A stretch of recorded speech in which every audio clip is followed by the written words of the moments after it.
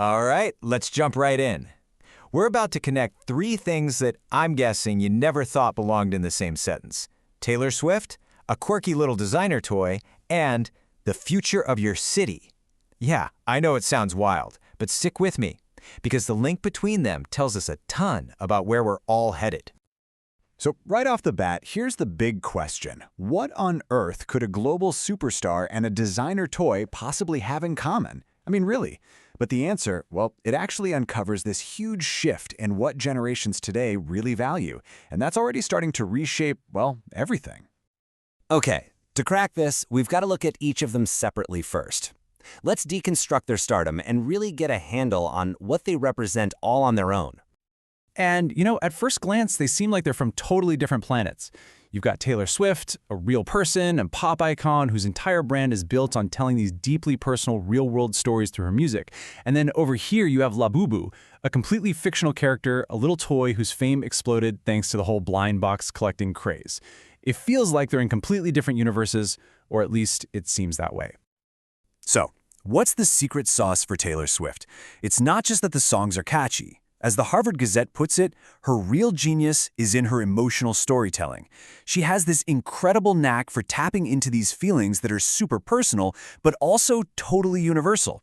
For millions of her fans, especially Millennials and Gen Z, listening to her music is like looking in a mirror. Now, to really get this, there's a cool concept from sociology that helps a lot. It's called cultural capital. Basically, the idea is that the stuff we like, our favorite music, the art we're into, even the toys we collect, it's not just random preference. These things are like symbolic assets. They help us define who we are and signal which groups we belong to. Let me put it another way.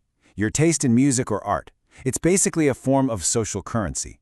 So being a Swiftie isn't just about loving the albums. It's a signal. It says you're part of this massive community that values things like emotional honesty and self-expression. And believe me, that carries real weight in the world. And that brings us to another big idea: participatory culture. See, in our always online world, fans aren't just sitting back and listening anymore. They're not passive. Groups like the Swifties are actively helping to create the meaning around the artist. They're shaping everything from ticket sales to political discussions. Honestly, they're a force to be reckoned with. Okay, so let's switch gears and talk about our other icon. We're going from one of the biggest pop stars on the planet to this tiny vinyl figure, Labu, that has completely captured the hearts of millions, especially younger kids and teens. So what is it about this little guy? What's the appeal? Well, according to one expert, it boils down to something called imaginative beauty. Labubu isn't perfect, right? It's got this mix of being a little mischievous, a little innocent, but also kind of mature. That combination lets people feel a sense of escape and a sense of empathy at the same time. And that's a pretty powerful mix.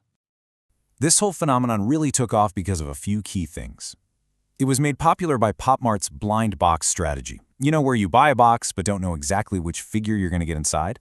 That plays right into the thrill of the hunt, that feeling of discovery. But deeper than that, it's about celebrating imperfection and, you guessed it, emotional sincerity. All right, so we have our two icons. One, a storyteller of raw, authentic human experience. The other, a toy that champions sincere, flawed emotion. Now, we get to the heart of it all. This is where we find that common thread, the generational code that ties these two completely different things together. And this whole trend is being driven by two key generations.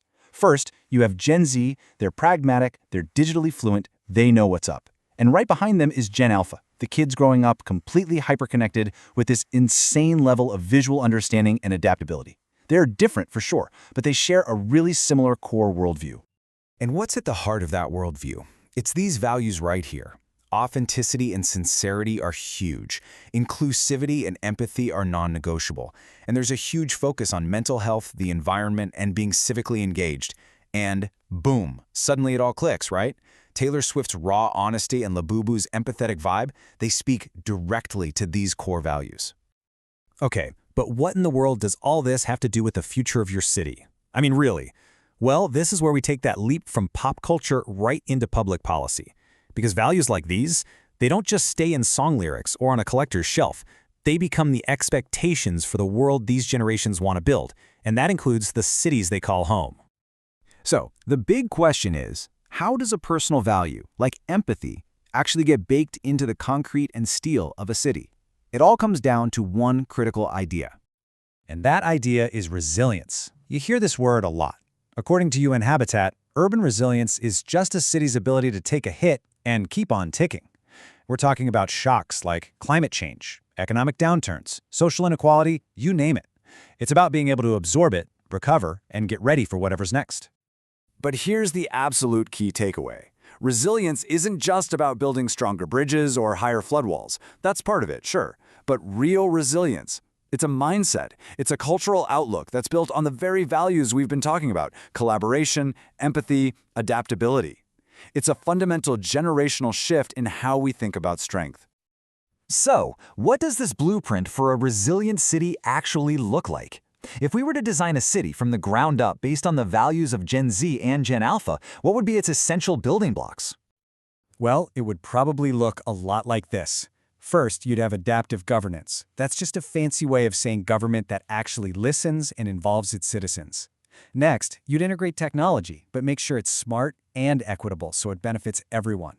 Third, deep social inclusion. That's empathy turned into policy, making sure everyone has access to housing, education, all of it. Fourth, a serious commitment to environmental responsibility. That's a core ethical demand. And finally, cultural continuity, because a resilient city, just like a great storyteller, knows its own authentic story and protects it. So the new definition of a winning city, a successful city, it's not about being the biggest or the most dominant anymore. Victory today means something different. It means being adaptable, it means being compassionate, and it means making sure progress is something that's shared by every single person. And that brings it all right back to you. The values we see in the music we love, the art we collect, the icons we follow, they aren't just entertainment. They are actively writing the code for our future. So the real question we're left with is this: how will your values and your generation define the city of tomorrow?